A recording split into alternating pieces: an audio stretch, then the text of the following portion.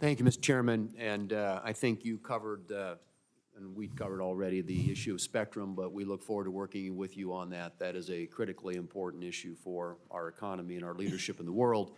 I want to come back quickly to the NTIA Broadband Equity Access and Deployment Program. I didn't vote for the legislation that created this program, but it provided over $42 billion to expand internet access to rural areas. And as you likely know, the program is yet to connect a single household.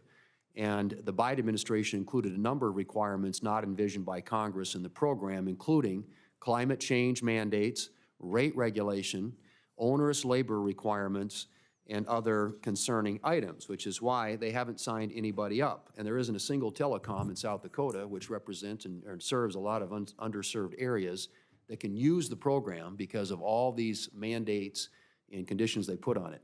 So my question is, will you commit to working with states to remove these requirements so that funds can go to truly unserved areas? I'm going to work to make sure that Congress gets the benefit of the bargain. You want to get broadband into the hands of low-income people, let's go do it. But let's do it efficiently and let's do it swiftly. Let's use satellites, let's use wireless, and let's use fiber. And let's do it the cheapest, most efficiently we can. And I commit to working with you to make sure the states execute and deliver on the promise that Congress has made. And will you also work to ensure that this BEAD funding is only used for actual broadband infrastructure builds? Absolutely. Okay, thank you. I also mentioned, and you've talked about it already, alluded to artificial intelligence, but I believe we need to craft a legislative framework that provides basic accountability for high-risk AI models without onerous regulations.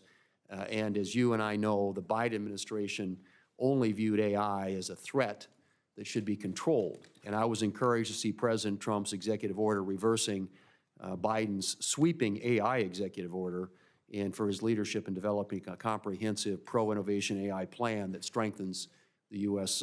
Global leadership in AI. So I want to just get you, if you can, to talk generally, if confirmed, how you would approach AI regulation and to seek the and to harness major advancements in artificial intelligence. So the Department of Commerce has led the world in cyber. Right, our cyber technology and cyber rules are the gold standard of the world.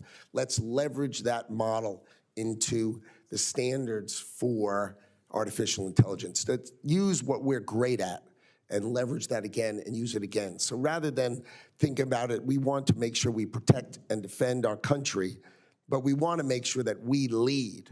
It has to be an American-driven leadership in AI. It is fundamental. So leverage what we're great at and issue standards and practices like we did in cyber that will encourage private sector to be the dominant winner. As we are in America, we've got to do that and make sure we win in AI as well. All right. And I just think it's really important as we think about it that we not stifle innovation. We want to be the leader. A light touch approach to this is what makes sense to me. And I hope as we move forward, and Senator Klobuchar and I and others on this committee have a bill that we think gets at that, and I hope that we have an opportunity to work. And this is one of those issues that ought to be bipartisan up here, I certainly think. So I have a minute left, and I'm yielding it back, Mr. Chairman, because Senator Wicker reminded me that I use a minute prior to my question time. So here it was. He said 3 minutes. It wasn't really 3 minutes, but thank you, Mr. Chairman. Thank you.